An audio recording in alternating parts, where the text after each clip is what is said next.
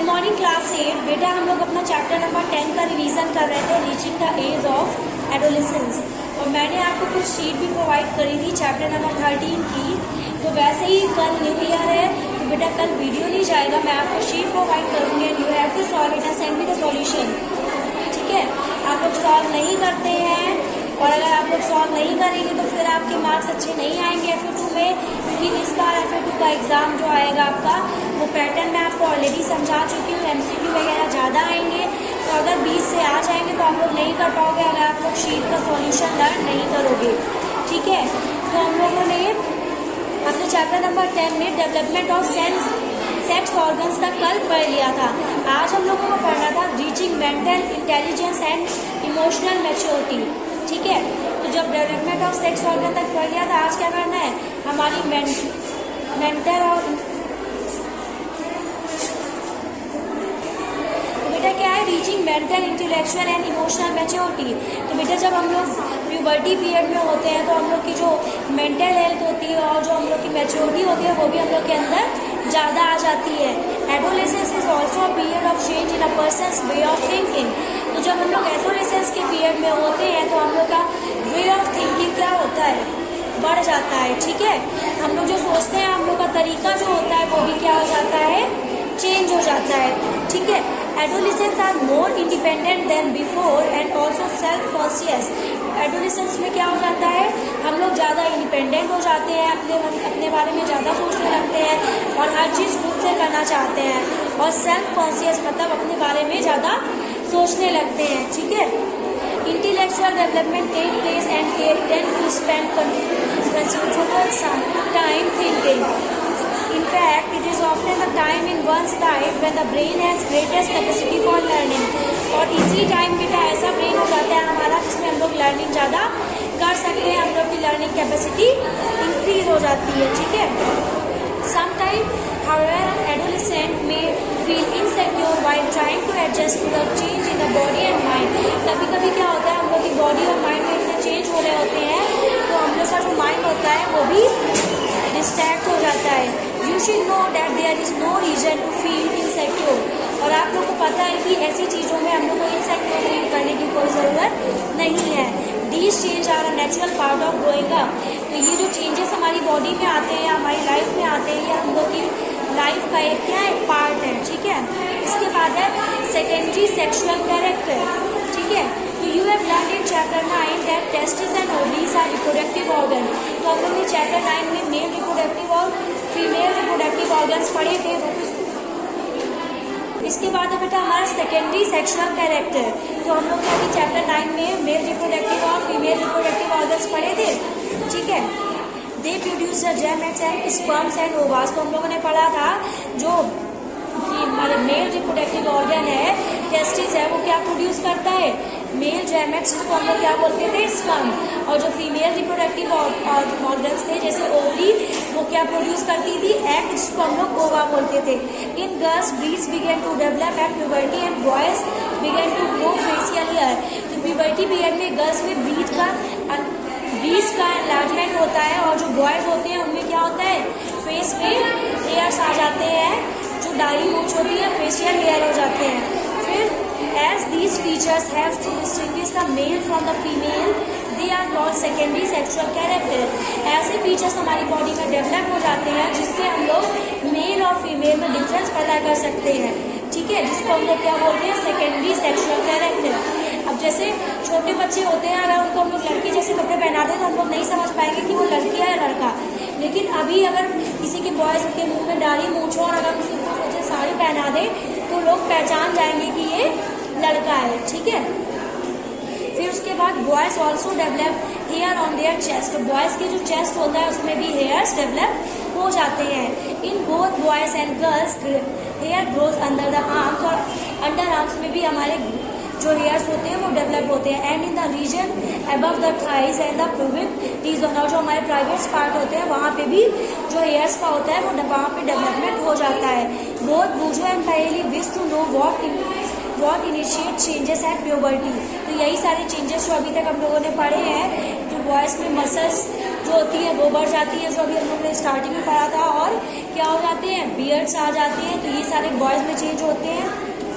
फिर गर्ल्स में क्या होता है, बीस का इनलार्जमेंट होता है, और जो वेस्ट के नीचे का पार्ट्स होते हैं उनमें उनके वहाँ की मसल्स क्या हो जाती है, फैट हो जाती है। The changes which occur at adolescence are control by hormones. जो चेंजेस एडोलेसेंस पीरियड में होते हैं उनको कौन कंट्रोल करता है, हार्मोन्स कंट्रोल करते हैं हमारी बॉडी के। Hormones are chemical substance. Hormones क्या है, केमिकल सब्सटेंस है। तो यहाँ से अगर छोटा क्वेश्चन पूछेगा तो क्या पूछेगा, the changes which occur in adolescence are control by, फिर आपको वो दे देगा। तो अगर आप लोग उससे क्या फिल कर दोगे, हार्मोन्स, ठीक है। फिर these are secretion from the endocrine glands और एंडोक्राइन सिस्टम।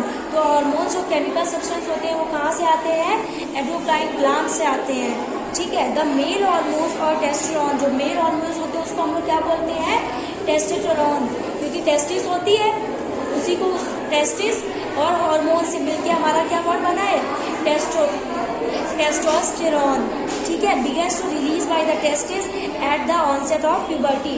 तो ये जो हार्मोन्स होते हैं किससे, टेस्टिस से रिलीज होने लगते हैं प्यूबर्टी की एज में। This cause change in boys about which you have just learn. तो ये इसी वजह से जो हमारी बॉडी होती है बॉयज़ की, उनकी बॉडी में जो चेंज आते हैं वो उन्हीं हार्मोन्स की वजह से आते हैं जो टेस्टिस से रिलीज होते हैं। जो अभी आप लोगों ने चेंजेस पढ़े ना, तो वो सारे चेंजेस क्यों होते हैं, क्योंकि जो हार्मोन रिलीज होते हैं वो इसी में वर्क करते हैं। फिर उसके आगे for example the growth of facial hair, जैसे उनके फेशियल में जो फेस में जो हेयर आ जाते हैं वो भी किसकी वजह से आते हैं, क्योंकि जो हार्मोन जो केमिकल सब्सटेंस होते हैं वो हमारी बॉडी में ये सारे वर्क करते हैं। फिर once puberty is reached in girls, और जब प्यूबर्टी पीरियड गर्ल्स में आता है, ovaries begin to produce the female hormones और एस्ट्रोजन। फीमेल हार्मोन्स को हम लोग क्या बोलते हैं, estrogen, which make the breast develop, जिसकी वजह से क्या होता है, जैसे बॉयज़ में क्या हो रहा था, फेशियल हेयर हो रहे थे, तो जो गर्ल्स में हार्मोन्स होते हैं जिसकी वजह से क्या होता है, ब्रीस्ट का डेवलपमेंट होता है। मिल्क सेक्रेटिंग ग्लैंड और mammary gland develop inside the breast. जो मिल्क सेक्रेटिंग ग्लैंड होती है वो भी कहाँ, ब्रीस्ट के अंदर डेवलप होती है। The production of these hormones is under the control of another hormone secreted from the endocrine gland called pituitary gland. तो जो हमारा प्रोडक्शन होता है हार्मोन्स का या फिर जो दूसरे हार्मोन्स होते हैं वो कहाँ से मिलते हैं हमें, जैसे अभी हम लोग ने एंडोक्राइन ग्लैंड्स पढ़े थे, जहाँ से क्या हो रहा था, हार्मोन्स बन गए थे, तो वहाँ से